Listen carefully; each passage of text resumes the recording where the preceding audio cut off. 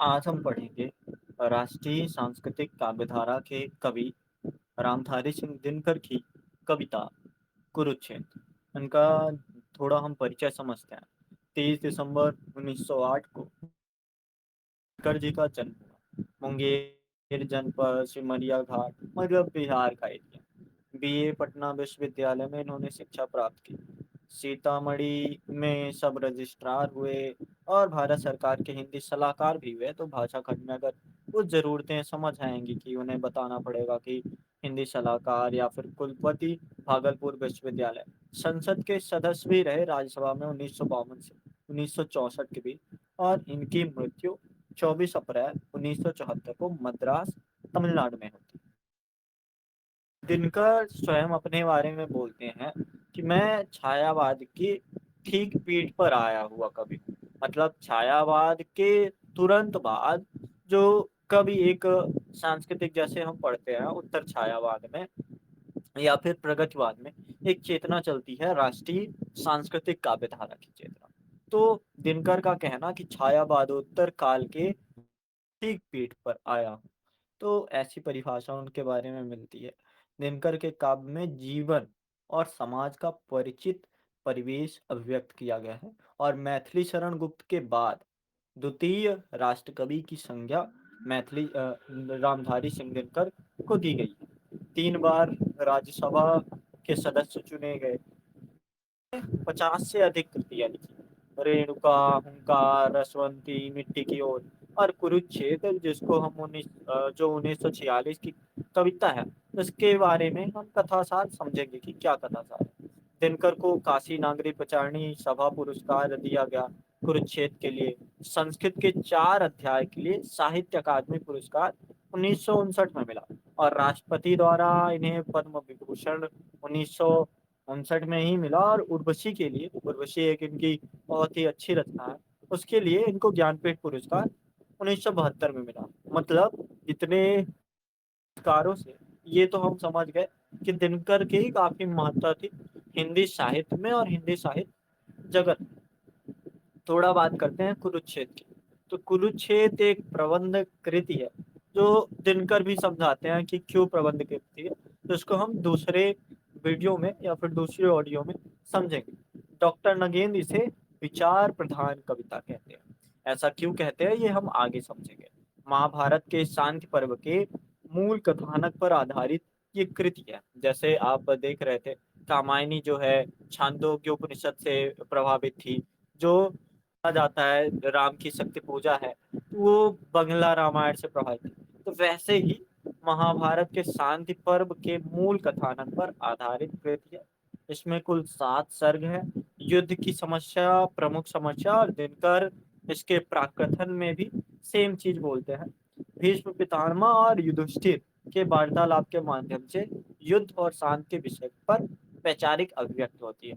कुरुक्षेत्र प्रथम सर्ग है। और इसका हम अगर कथा सार समझे, कथानक समझे कि संवेदना, मूल संवेदना इस कुरुक्षेत्र की क्या है, तो महाभारत का युद्ध जैसे हो जाता है उसके पश्चात युधिष्ठिर को पश्चाताप और आत्मग्लानि होती है। मतलब ये सेम टाइम पीरियड चल रहा है 1946। आप इसको महाभारत उतना मत समझो। और दिनकर भी कहते हैं कि आपको ये नहीं समझना कि मैं कोई वेद व्यास की बातें बता रहा हूँ या फिर महाभारत की चीज लेके बैठा हूँ। ये आपकी समस्या है, ये हमारी समस्या है। और ऐसा हुआ तो आत्मग्लानि का होता दिखता है। एक और पांडव उनके समर्थन विजय का आनंद मना रहे हैं, आप देखोगे।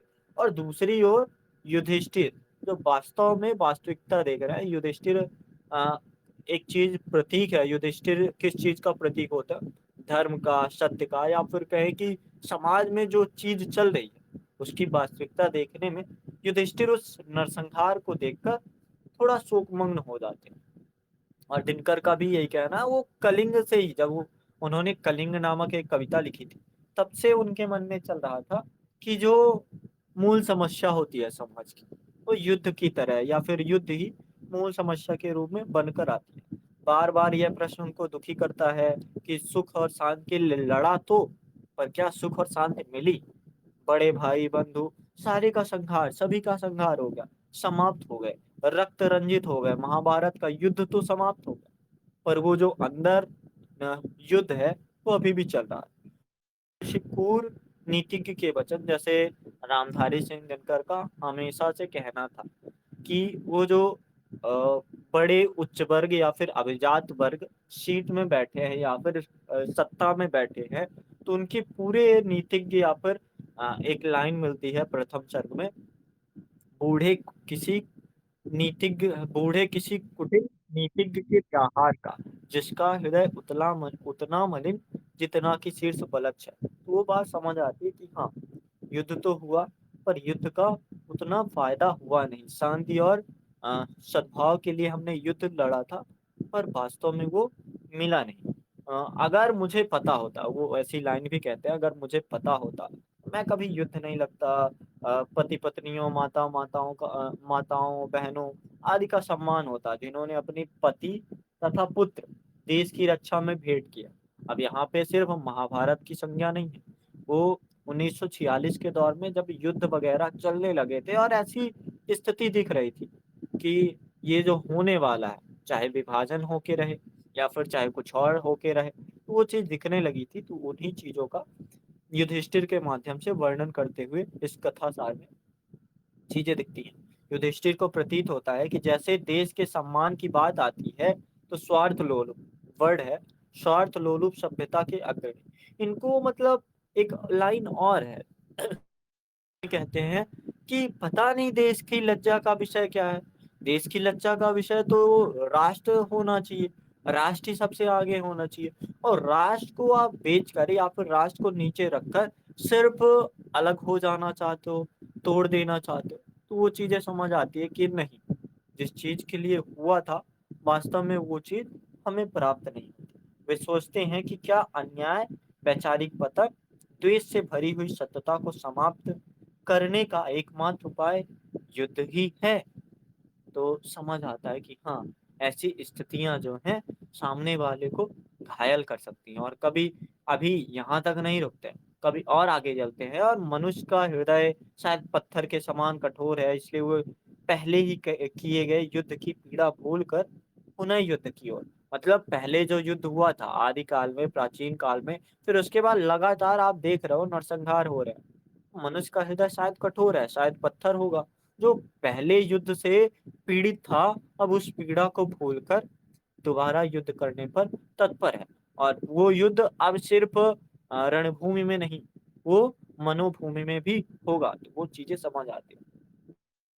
प्रथम सर्ग में ही वो समझाते हैं कि कवि ने द्रौपदी के 13 वर्षों के खुले केसों की प्रतिशोध से भरी हुई घटना, भीम के द्वारा दुशासन की छाती का लहू पीने और भीम के द्वारा द्रोणाचार्य के पुत्र अश्वत्थामा की शीश की मणि निकालकर द्रौपदी की देने की घटनाओं के द्वारा युद्ध की निर्ममताओं का संकेत किया है। और जो युद्ध होता है ना, जब एक अहम होता है और दूसरा स्वाभिमान होता है, और स्वाभिमान से जब चीज नीचे चली जाती है, वो अभिमान में बदल जाता है, तो युद्ध का नरसंहार और बढ़िया या फिर और भयानक हो जाता है और मार्मिक हो जाता है। महाभारत में युद्ध में कौरवों का पूर्ण नाश हो गया।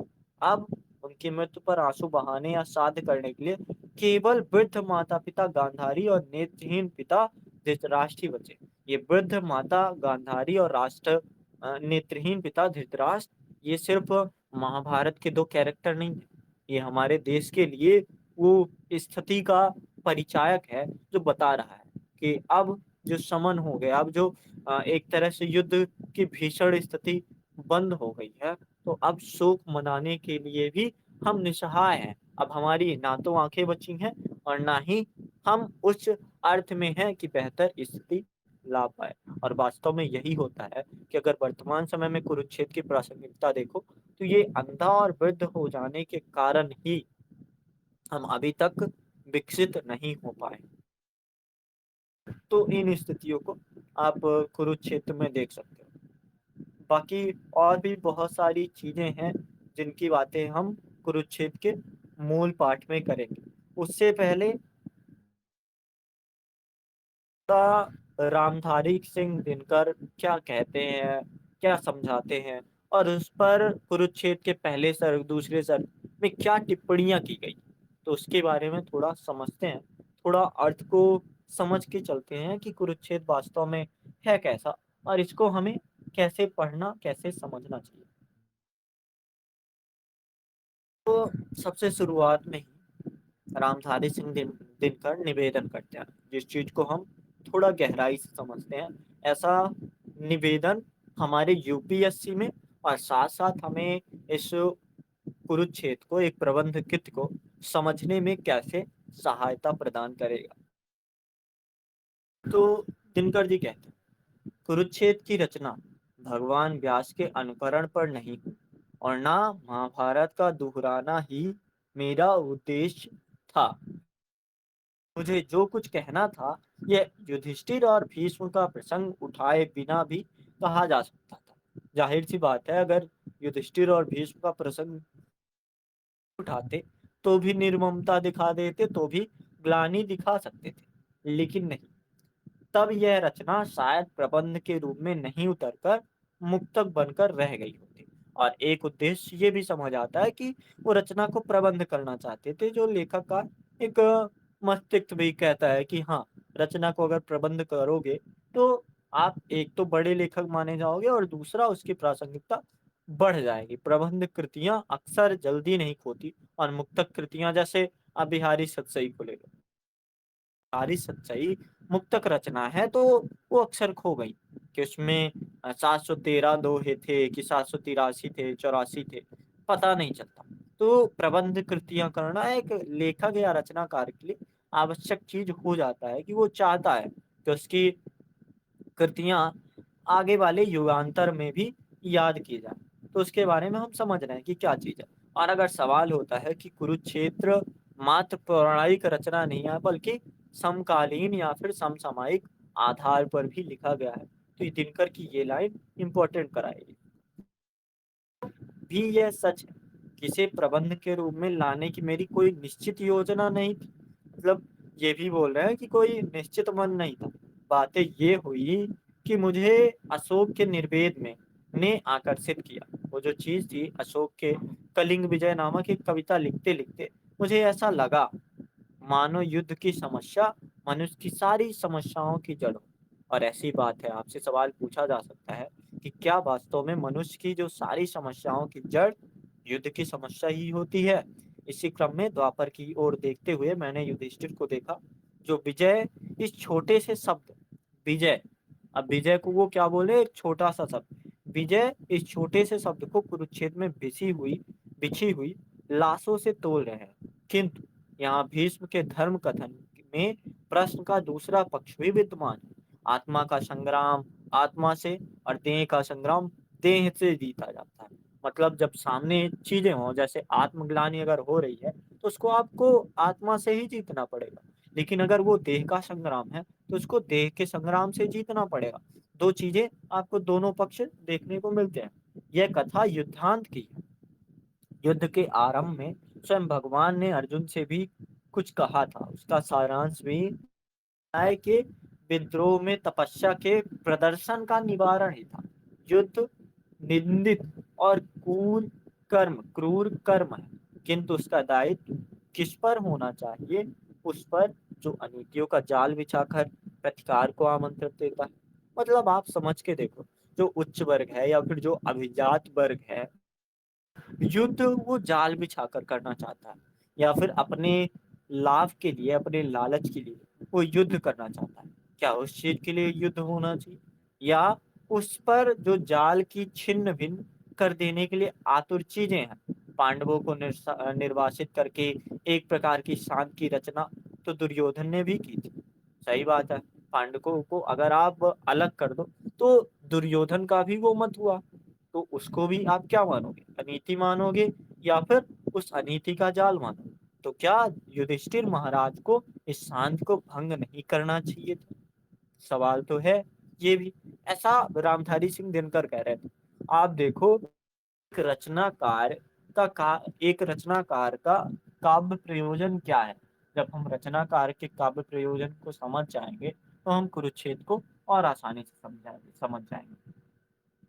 ये ही कुछ मोटी बातें हैं, जिन पर सोचते सोचते पूरा काव्य हो गया। भीष्म और युधिष्ठिर का आलंबन लेकर मैंने इस पागल कर देने वाले प्रश्न को प्राय उसी प्रकार उपस्थित किया जैसा मैं उसे समझ सका हूं। इसलिए मैं जरा भी दावा नहीं करता कुरुक्षेत्र में भीष्म और युधिष्ठिर ठीक ठीक महाभारत के युधिष्ठिर और भीम ही हैं। मतलब उनका ये भी कहना नहीं है कि क्या वास्तव में युधिष्ठिर और भीम महाभारत के भीम और युधिष्ठिर ही हैं। यद्यप मैंने सर्वत्र ही इस बात का ध्यान रखा है कि भीष्म अथवा युधिष्ठिर के मुख से कोई ऐसी बात ना निकल जाए द्वापर के लिए सर्वथा अस्वाभाविक हो। जैसे अगर उसको प्रासंगिक बनाना है लहजों के साथ ही, क्योंकि वो राष्ट्र कवि थे, दूसरे राष्ट्र कवि थे, और एक मर्यादा होती है कवि की, तो वो है तो नहीं वो युधिष्ठिर, लेकिन द्वापर की बात का अगर कोई ऐसी स्वाभाविक बातें ना निकल जाए जो है तो सही पर शब्दों के हिसाब से सही नहीं, उनका ये कहना है। हाँ, इतनी स्वतंत्रता जरूर ली है जहाँ भीष्म किसी ऐसी बात का वर्णन कर रहे हो जो हमारे युग के लिए अनुकूल पड़ती हो, उसका वर्णन नए और विशद रूप में कर दिया जाए। मतलब संशोधन कर कर थोड़ा सा एडवांटेज जरूर लेते हैं। कहीं इस अनुमान पर भी काम लिया है कि उसी प्रश्न में मिलते जुलते किसी अन्य प्रश्न पर भीष्म पितामह का उत्तर क्या हो सकता है। भीष्म पितामह मान लो प्रतीक है धर्म का, और कैसे धर्म का, जो सब कुछ जानते हुए भी आ, अयोग्य है या फिर असमर्थ है कि वो कुछ कर पाए या फिर कुछ सल्यूशन कर पाए, पर कम से कम वो विचार सामने रख सकते हैं। तो ये सारी चीजें समझ आ। सच तो यह है कि यन्न भारते तन्न भारते की कहावत अब भी बिल्कुल खोखली नहीं हुई। जब से मैंने महाभारत में भीष्म द्वारा कथित राजतंत्रहीन समाज एवं ध्वंसीकरण की नीति स्क्वाड अर्थ पॉलिसी का वर्णन पढ़ा है। समाज एवं ध्वंसीकरण की नीति एक तरह से होती है जिसमें आप सारी चीजों को नष्ट कर देते हो और पुनः एक नए समाज का स्क्वाड और अर्थ की पॉलिसी का वर्णन वही चीज है। तो ये मेरी आस्था और बलवती हो गई कि यन्न भारते तन्न भारते, जैसे महाभारत वैसे हमारा भारत। इस कहावत को मैं थोड़ा और सार्थक बनाऊं, अगर महाभारत को मैं थोड़ा भीष्म के सहारे युधिष्ठिर के सहारे थोड़ा संशोधित करके अच्छा कर सकता हूँ, तो हो सकता है यन्न भारते जैसे महाभारत वैसे हमारा भारत। और राष्ट्र कवि होने का दायित्व यही होता है कि वो चीजें बेहतर कर देती है। और अंत में दिनकर निवेदन करते हैं कि कुरुक्षेत्र के प्रबंध की एकता, उसमें वर्णित विचारों को लेकर दरअसल इस पुस्तक में मैं प्राय सोचता ही रहा हूँ। भीष्म के सामने पहुंचकर कविता जैसे भूल सी गई हो, फिर भी कुरुक्षेत्र ना तो दर्शन है और ना किसी ज्ञानी के प्रौढ़ मस्तिष्क का चमत्कार। यह तो अंततः एक साधारण मनुष्य का शंकाकुल हृदय है जो मनुष्य के स्तर पर चढ़कर बोल रहा है। तो ये सारी चीजें दिनकर कहते हैं। जो इनकी कविता है या फिर प्रबंध काव्य है वो 7 सर्गों में है, और 7 सर्ग अपने आप में काफी बड़े बड़े और एक अलग स्तर पर महत्व रखते हैं। तो अब हम पहला सर्ग समझते हैं और दूसरा सर्ग फिर समझेंगे। प्रथम सर्ग, जहां मुझे जरूरत लगेगी कि भाव थोड़ा बताना चाहिए, मैं कोशिश करूंगा। प्रथम सर्ग, वह कौन रोता है वहां इतिहास के अध्याय पर जिसमें लिखा है नौजवानों के लहू का मोल है। प्रत्येक किसी बूढ़े कुटिल नीतिज्ञ के व्याहार का जिसका हृदय उतना मलिन जितना कि शीर्ष बलछ है। जो आप तो लड़ता नहीं कटवा किशोरों को मगर, आप तो लड़ता नहीं मतलब जो कुटिल इंसान है, जो नीतज्ञ इंसान है, जो ऊपर बैठे हैं। और दिनकर अक्सर कहते हैं, जैसे दिनकर का वो कहना कि सिंहासन खाली करो कि जनता आती है। दिनकर अक्सर विरोध कर जाते थे नेहरू जी से या फिर और भी रचनाकार और भी जो राज्यसभा लोकसभा में लोग थे, विरोध कर जाते थे कि आप अगर चाहते हो आजादी, अगर आप चाहते हो बेहतरी, तो आप स्वयं क्यों सामने नहीं आते। आप उस नीतिज्ञ आप क्यों नीतज्ञ बने रहना चाहते हो। आपका जो हृदय है ना उतना ही मलिन है जितना कि शीर्ष बलच है, जिसका जितना आपका सामने का जैसे एक चीज होती है कि हृदय और बाहरी आवरण दोनों में अंतर होता है, पर नहीं, आपके बलक्ष और आपके हृदय दोनों में ही उतनी ही मलिनता है। जो आप नहीं लड़ेगा, मतलब खुद तो नहीं लड़ेगा, लेकिन किशोरों को ज़रूर कटवा देगा और आश्वस्त होकर सोचता, शोणित बहा, शोणित मतलब रक्त, शोणित बहा लेकिन गई बच लाज सारे देश की। और तब सम्मान से जाते गिने, नाम उनके देशमुख की लालिमा। मतलब फिर किसका नाम आएगा कि इन्होंने आज़ाद, हालाँकि ऐसा कह देना थोड़ा उचित नहीं है, फिर भी अगर दिनकर कह रहे हैं, हम भी कह सकते हैं कि फिर उनका नाम लिया जाएगा कि इन्होंने हमें आज़ाद कराया, इन्होंने हमें आज़ादी दिलाई, इन्होंने भारत को इतना प्रमुख बनाया। मतलब खून तो किशोरों का बहा, शोणित तो उनका बहाव है और लाज भी देश की बच गई। सम्मान किसका गिना जाएगा? उनका गिना जाएगा जो श्रेष्ठ स्तर पर है। और तब सम्मान से जाते गिने, नाम उनके देशमुख की लालिमा। है बची जिनके लुटे सिंदूर से देश की इज्जत बचाने के लिए, या चढ़ा जिन्हें दिए निजलाल है, ईश जाने देश का लज्जा विषय। ये लाइन अभी भी उतनी ही प्रासंगिक है जितनी जब दिनकर 1946 में ये कविता लिख रहे थे। देश जाने मतलब ईश जाने, ईश्वर जाने देश का लज्जा विषय। तत्व है कोई कि केवल आवरण, कोई लज्जा क्या केवल ऊपरी कपड़ा है, या फिर कोई तत्व है? लज्जा में क्या चीज है वो ईश्वर ही जाने। उस हलाहल से कुटिल द्रोहाग्नि का जो कि जलती आ रही चिलकाल से, वो पहले से ही चल रहा था। आप लज्जा के लिए औरतों को बंद कर दे रहे थे, सती प्रथा कर दो, पर्दा प्रथा कर दो, बाल विवाह कर दो, मार दो, भ्रूण हत्या कर दो, या फिर जो भी है, तो वो चीज ईश्वर जाने। और आप जब व्याख्या करने जाओगे तो आपको बहुत सारी चीजें दिखेंगी। जो कि जलती आ रही चिरकाल से स्वार्थ लोलुप सभ्यता के अग्रणी, नायकों के पेट में जठराग्नि, नायकों के पेट में जठराग्नि। जठराग्नि का जो जठराग्नि एक प्रतीक है, तो सबसे बड़ी जो अग्नि होती है उस चीज का प्रतीक जठराग्नि होता है। और नायकों के पेट में जो स्वार्थ लोलुपता है, स्वार्थ लोलुप सभ्यता के अग्रणी, जो सभ्यता में अग्रणी माने जाते हैं, है भले नहीं, पर जो माने जाते हैं उनके पेट में जठराग्नि सी है कि वो स्वार्थ कभी खत्म नहीं होता, कभी वो अग्नि बुझती नहीं। विश्व मानव के हृदय निर्द्वेष में मूल हो सकता नहीं दोहाग्नि का, चाहता लड़ना नहीं समुदाय, फैलती लगती विषैली व्यक्तियों की सांस से।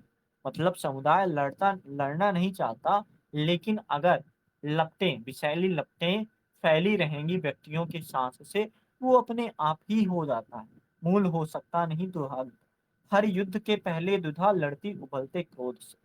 द्विधा मतलब आप असमंजस समझो कि हर युद्ध से पहले जो एक क्रोध है, उबलता क्रोध, आप चाहे सिकंदर का एग्जाम्पल ले लो या फिर आप चाहे और किसी का ले लो, सबसे पहले क्रोध उबालना पड़ता है। वो लाइन आपने शायद सुनी होगी कि वह खून नहीं वह पानी है जिसमें उबाल का नाम नहीं। तो वो सारी बातें कह कह के आप लोगों को लड़ा रहे हो, लोगों को इस चीज से जोड़ रहे हो। हर युद्ध के पहले दुधा लड़ती उबलते क्रोध से, हर युद्ध के पहले मनुज है सोचता, क्या शस्त्र ही उपचार एक अमोघ है। ये लाइन दिनकर जी स्वयं जब आप अभी निवेदन पढ़ रहे थे तो वही चीज बताते हैं। क्या वास्तव में युद्ध ही के लिए सबसे बड़ा अमोघ, अमोघ मतलब रामबाण उपाय है?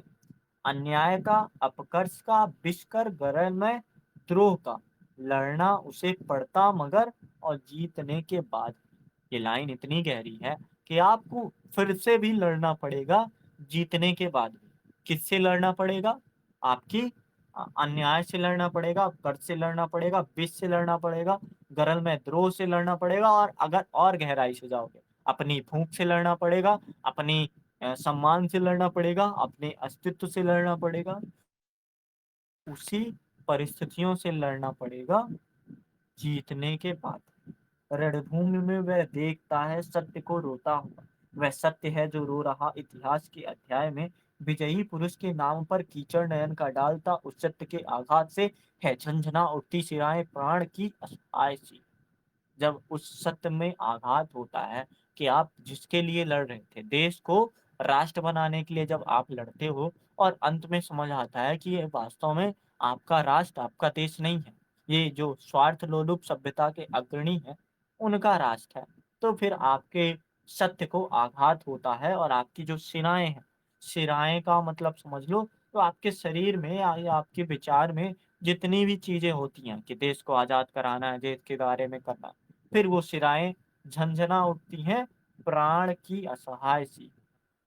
ऐसा विपंची पर लगे कोई अपरिचित हाथ जो, वह तिल मिला उठता मगर है जानता इस चोट का न उत्तर उसके पास है। मतलब ऐसी चोट का उत्तर आपके पास नहीं है कि अब क्या करोगे? आपने लड़ा तो ज़रूर, पर आपके पास अब अपरिचित हाथ है जो आपको लीड करेगा, आपको आगे बढ़ाएँ। सहसा हृदय को तोड़कर करती प्रतिध्वनि प्राणघात अनिवार्य सत्याघात की, नरका बहाया रक्त हे भगवान मैंने क्या किया? और युधिष्ठिर ये ऐसा सोच रहे हैं। अब हम जैसे हमने लास्ट लाइन देखी थी ना, वो सिर्फ युधिष्ठिर और भीष्म नहीं है, भीम नहीं है। वो वास्तव में एक स्वयं मानव है जो शंकाकुल मानव है। वो जब उसके हृदय को तोड़कर वो चीज़ सवाल उठता है या फिर जब इंसान तिलमिला उठता है, फिर वो सवाल पूछता है, नर का बहाया रक्त हे भगवान मैंने क्या किया? लेकिन मनुज के प्राण शायद पत्थरों के है बने। इस दंस का दुख भूल कर होता समर आरूढ़ फिर मारता मरता विजय पाकर बहाता अश्रु। और ये बात वास्तव में भी लागू होती है। जब आप देखोगे कि हम किस चीज़ से या फिर किस परिस्थिति से लड़ रहे हैं, हमें पता है कि पड़ोसी देश से लड़ना वास्तव में हमारे लिए भी उचित नहीं है। हमें पता है कि अंत में अगर शांति चाहिए तो शांति शांति के द्वारा ठीक है, युद्ध में आप लड़ लोगे, लेकिन वो स्थितियाँ पुनः ही बनी रहेगी। या फिर युद्ध जैसे गांधी जी कहते हैं रामधारी सिंह दिनकर में थोड़ी गांधीवादी भी विचारधारा थी। तो गांधी जी कहते हैं कि आँख के लिए आँख संपूर्ण संसार को अंधा बना सकता है। तो वो चीज़ हमें समझ आती है कि हाँ, वर्तमान में भी यही बात है कि शायद मनुष्य का जो हृदय है, पत्थरों का बना है, जो उस दंश को भूल कर होता समर आरूढ़, समर मतलब युद्ध में फिर से आरूढ़ हो जाता है, फिर मारता मरता विजय पाकर बहाता अश्रु। और विजय को दिनकर ने बहुत ही छोटा शब्द बोला है। शब्द या भाव भी नहीं बोला, सिर्फ शब्द बोला। विजय पाकर बहाता अश्रु है कि हमारे लोग भी मरे, सामने वाले के लोग भी मरे और मिला क्या? कुछ नहीं मिला। ज्यों ही बहुत पहले कभी कुरुभूमि में नरमेघ की लीला हुई जब पूर्ण थी, पीकर लहू जब आदमी के पक्ष का, आदमी के पक्ष का ये भीष्म की बात, भीम की बात कर रहे हैं जब उन्होंने जो क्या था नाम मुझे नहीं याद आ रहा। अभी तो हमने बात की थी ना अ, दुशासन का नहीं शायद, ठीक है छोड़ो समझ गए शायद। पीकर लहू जब आदमी के पक्ष का उन्होंने लहू पीकर वज्रांग पांडव भीम का मन हो चुका परेशान था। जब मन परेशान हुआ, जब व्रत मुक्त केशी द्रौपदी मानवी यथा ज्वलित जागृत शिखा प्रतिशोध की, दांत अपने पीछ अंतिम क्रोध से आदमी के गर्म लोहू से चुपड़ रक्त बेड़ी कर चुकी थी केस की, केस जो 13 बरस से थे खुले। सारी बातें समझ आ रही है कि वही आजादी जिससे जो मिल नहीं पा रही थी और उस आजादी को पाने के लिए आपने क्या किया। और जब पविकाय पांडव भीम ने द्रोण सुत, हाँ द्रोणाचार्य के पुत्र के शीश की मणि छीन कर हाथ में रख दी प्रिया के मग्न हो 5 नन्हे बालकों के मूल्य से। मतलब वो जो मणि है 5 नन्हे बालकों से मणि। जैसे आप इसको कैसे रिलेट करो, अभी हम ऊपर की जो लाइन पढ़ रहे थे वहां समझ आया, शोणित बहा लेकिन बच गई लाज सारे देश की। तो ये भीम नहीं है, ये जो भीम है या फिर वो जो प्रिया है, प्रिया मग्न हो कि आपने आजादी तो हमारे हाथ में दे दी, लेकिन जो 5 नन्हे बालक थे, क्या ये उनके मूल्य की वास्तविक क्या बोलते हैं उसको, रूपांतरण होगा, वास्तविक में प्रतिस्थापन होगा? सिर्फ 5 की बात नहीं है, 5 तो एक प्रतीक के रूप में है। तो क्या ये आजादी उस तरह है कि हजारों लाखों करोड़ों लोगों का मरना किशोरों का मरना आपकी आजादी को इतना सार्थक बना पा रहा है? नहीं। कौरवों का श्राद्ध करने के लिए या कि रोने को चिता के सामने शेष जब था रह गया कोई नहीं बचा। एक वृद्धा एक अंधे के सिवा। और जब तीव्र हर्ष निनाद उठकर पांडवों के शिविर से घूमता फिरता गहन कुरुक्षेत्र की मृतभूमि में खड़खड़ाता सा हवा पर एक स्वर निस्सार सा लौट आता था भटक कर पांडवों के पास ही जीवितों के कान पर मरता हुआ और उन पर व्यंग सा करता हुआ देख लो बाहर महा सुनसान है सालता जिनका हृदय में लोग वे सब जा चुके जो लोग थे चाहते थे ऐसी चीजें वो लोग सब जा चुके हैं उनकी मृत्यु हो गई है हर्ष के स्वर में छिपा जो व्यंग है और ये जो हर्ष है ये जो खुशी है इसी के स्वर में जो छिपा व्यंग है कौन सुन समझे उसे सब लोग तो अर्ध मृत से हो रहे आनंद अब वो भी जिंदा नहीं है वास्तव में जो जीवित है अब वो भी जिंदा नहीं जय सुरा की सनसनी से चेतना निष्पन्द है और ये जय रूपी सुरा मतलब विजय का जैसे आप जीत जाते हो और जैसे कहा जाता है कि अगर आप अपने रिश्ते से या फिर आप अपने किसी संबंधी से जीतते हो तो वास्तव में वो जीत नहीं वो हार होती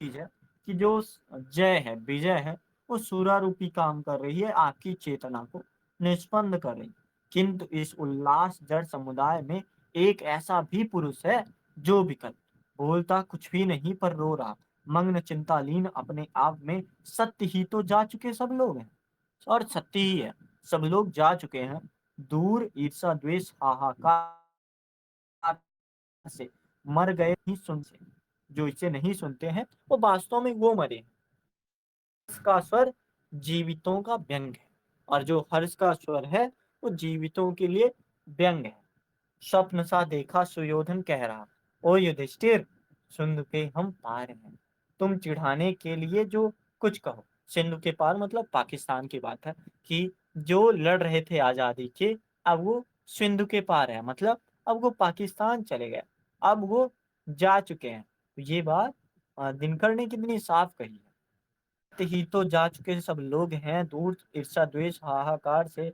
मर गए जो वे नहीं सुनते इसे हर्ष का स्वर जीवितों का व्यंग है नशा देखा सुयोधन कह रहा ओ युधिष्ठिर सिंधु के हम पार हैं तुम चिढ़ाने के लिए जो कुछ कहो किंतु कोई बात हम सुनते नहीं हम वहां पर हैं महाभारत जहाँ हम वहां पर हैं जहाँ महाभारत है दिखता है स्वप्न अंतः शून्य सा जो घटित सा तो कभी लगता मगर अर्थ जिसका अब न कोई याद है आ गए हम पार तुम उस पार हो हम इस पार आ गए तुम उस पार हो यह पराजय या कि जय किसकी हुई अब ये भी नहीं समझ आ रहा कि ये पराजय हुई हमारी या फिर वास्तव में विजय हुई हमारी व्यंग पश्चाताप अंतर्दाह का अब विजय उपहार भोगो चैन से अब तुम उपहार विजय का भोगो चैन से भोगो हर्ष का स्वर हर्ष का सर घूमता निस्सार सा लड़खड़ाता मर रहा कुरुक्षेत्र में और युधिष्ठिर सुन रहे अव्यक्त सा एक रब मन का कि व्यापक शून्य का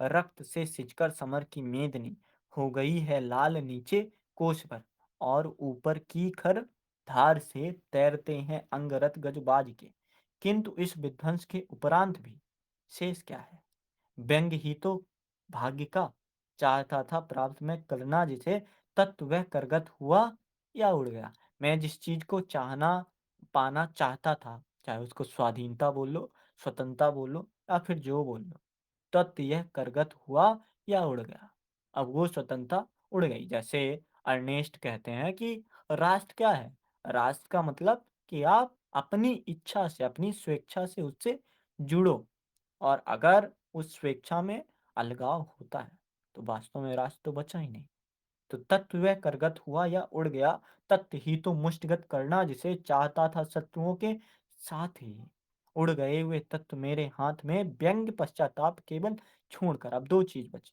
व्यंग बचा जो मुझ पर कर रहा है जो मेरी विजय पर कि यही तुम जीते हो और जो पश्चाताप बचा है ग्लानि कि इसलिए मैं युद्ध कर रहा था यह महाभारत वृथा निष्फल हुआ उफ ज्वलित कितना गरल में व्यंग है पांच ही अहिष्णु नर के द्वेष से हो गया संसार पूरे देश का, हो गया संहार पूरे देश का। 5 अब ये युधिष्ठिर, भीम, अर्जुन, नकुल, सहदेव नहीं है। ये 5 जो सभ्यता के अग्रणी हैं, उन्होंने संहार कर दिया। द्रौपदी हो दिव्य बस्ता लंकृता, और हम भोगे अहम में राज्य। पुत्र पतिहीना इसे तो पुत्र पतिहीना इसी से तो हुई, कोटि माताएं करोड़ों नारियां। मतलब द्रौपदी की तुम क्या बचाना चाहते थे? इज्जत बचाना चाहते थे, लाज बचाना चाहते थे, या फिर द्रौपदी का सम्मान लौटाना चाहते थे? पर द्रौपदी का सम्मान लौटाने के लिए तुमने अनेकों करोड़ों नारियों को पुत्र पतिहीना कर दिया। तो वो कैसी चीज है? रक्त से छाने हुए इस राज्य को ब्रज हो कैसे सकूंगा भोग में।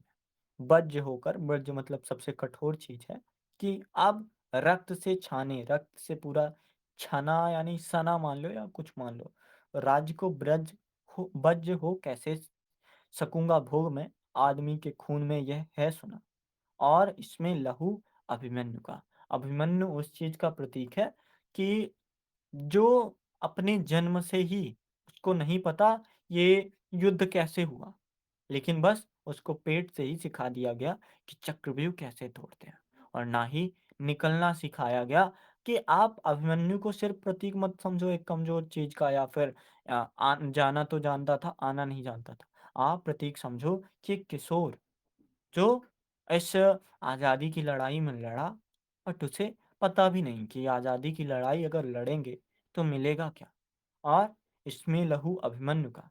ब्रज सा कुछ टूट कर स्मृत से गिरा, दब गए कौन्तेय दुर्बर भार से, दब गई वह बुद्धि जो अब तक रही, खोजती कुछ तत्व रण के भस्म में, भर गया ऐसा हृदय दुख दर्द से, फेन या बुदबुद नहीं उसमें उठा। फेन या बुदबुद नहीं उठने का मतलब है कि एक ऐसा दर्द जिसमें अब किसी भी तरह की चीजें नहीं बची हैं। खींच कर उच्छ्वास खींचकर उच्छ्वास बोले सिर्फ वे, पार्थ में जाता पितामह पास हूँ। युधिष्ठिर बोलते हैं कि पार्थ में जाता पितामह पास हूँ, और हर्ष निनाद अंतः शून्य सा, लड़खड़ाता मर रहा था वायु में। ये था प्रथम सर्ग कुरुक्षेत्र का, जिसमें सारी बातें जो थी युधिष्ठिर के अंतर्द्वंद और सारी वो चीजें जो समझा रही थी कि ये स्थितियां हैं। कुछ टिप्पणियां हम समझते हैं। वह कौन रोता है वहां। इस पंक्ति को क्या आप समझ रहे हो कि इस पंक्ति को लेकर कई प्रकार की अटकलें लगाई जाती हैं। अक्सर पाठक समझेंगे कि धर्मराज युधिष्ठिर के लिए है, किंतु युद्ध के इतिहास पर रोने वाला कोई भी व्यक्ति हो सकता है जो रो रहा है। युधिष्ठिर, बुद्ध, महावीर, अशोक, ईसा, Tulsidas, Gandhi, Tolstoy, Bertrand Russell, Romain रोला, कोई भी हो सकता है। ये सभी महापुरुष युद्ध के विरोधी है। गांधी का तो आपको साफ ही पता है, जो अम, क्या बोलते हैं, दिनकर जी हैं, गांधीवादी थे। बाकी उनके अंदर कोई हो ना। अशोक यानी वो कलिंग के लिए भी कलिंग नामक कविता लिखी है। तो अशोक और गांधी का तो कम से कम उनके मन में आधार रहा होगा। तो ये सारे लोग युद्ध के विरोधी रहे हुए हैं। और अहिंसा आप जानते ही हो, तो ये बड़े नाम हैं। असंख्य साधारण लोग भी युद्ध के इतिहास पर रोते रहे हैं। और जैसे ही युद्ध के इतिहास पे आप समझोगे कि जो भी हुआ युद्ध का विरोधी, अगर आप शांति के लिए युद्ध लड़ रहे हो तो वास्तव में आप युद्ध के लिए युद्ध लड़ रहे हो, ना कि शांति के लिए युद्ध लड़ रहे हो। पविकाय पांडव भीम मतलब जो नवजात शिशु थे, वो एक बार माता की गोद से नीचे चट्टान पर गिर गए। इससे भीम को तो कुछ नहीं हुआ, किंतु यह चट्टान चूर चूर हो गई। और ऐसे ही चीजें होती हैं जो कुरुक्षेत्र के बताती हैं कि कठोर तो हो, पर आपकी जो महत्ता है वो कुछ खास नहीं है। तो इन सारी चीजों को हम समझते हैं। प्रथम सर्ग ऐसा है। अब हम बात करेंगे दूसरे सर्ग की जल्द। धन्यवाद।